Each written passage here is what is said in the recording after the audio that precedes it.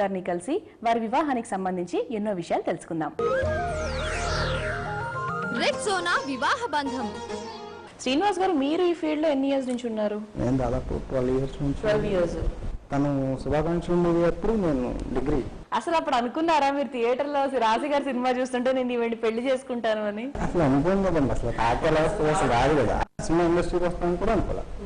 So మరి పెళ్లి చాలా సింపుల్ గా జరిగింది అన్నారు కదా, సో అంటే ఆ ఇంత సింపుల్ గా జరిగినా కూడా బట్ అందరి సమక్షంలో జరిగింది. అవునండి, అందరి యాక్సెప్టెన్స్ తో జరిగింది. సో మరి పెళ్లి చేసుకుంటున్నప్పుడు మీకు ఎలా అనిపించింది? అంటే పెళ్లి కూతురు గెటప్ లో మిమ్మల్ని అలా కూర్చోపెట్టుకున్నప్పుడు? నా మూవీస్ లో అన్ని మూవీస్ లో ఆల్మోస్ట్ పెళ్లి సీన్ ఉంది. నేను రెడీ అవుతుంటే నాకు ఏమీ అనిపించలేదు.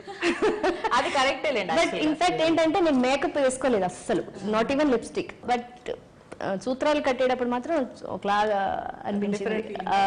నాకు అప్పుడు సేమ్ ఒకటే ఫీలింగ్, దేంట్రా బాబు మన డైరెక్టర్ గారు వచ్చాం, ఇదేంటి భగవంతుడు.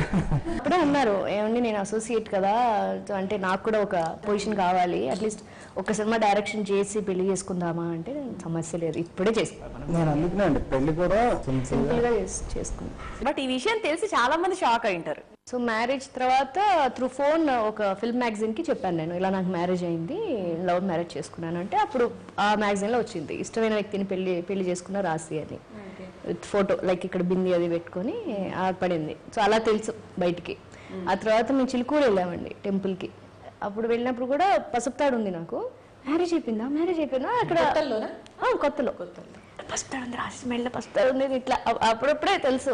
దగ్గర 6-7 months వరకు కూడా బయటకి ఎక్కడికి వెళ్ళా కానీ మ్యారేజ్ అయిందని అడిగేవారు. పెద్ద ఛానల్స్ కూడా ఎక్కువ లేవండి, మీడియా కూడా చాలా తక్కువ అప్పుడు 2004లో. ఇప్పుడు అలా చేసుకుంటే డెఫినెట్లీ లీక్ అయిపోయేది ఈజీగా. మన ఫొటోస్ మనం తీయక్కర్లేదు, వాళ్ళు ఎక్కడ పెళ్లి చేసుకుంటారన్న విషయం కూడా అయిపోయింది. తాళి కట్టేటప్పుడు ఒక రకమైన ఫీలింగ్ అన్నారు కదా, అసలు ఏ టైప్ ఆఫ్ ఫీలింగ్ వచ్చింది? అది చెప్పలేము.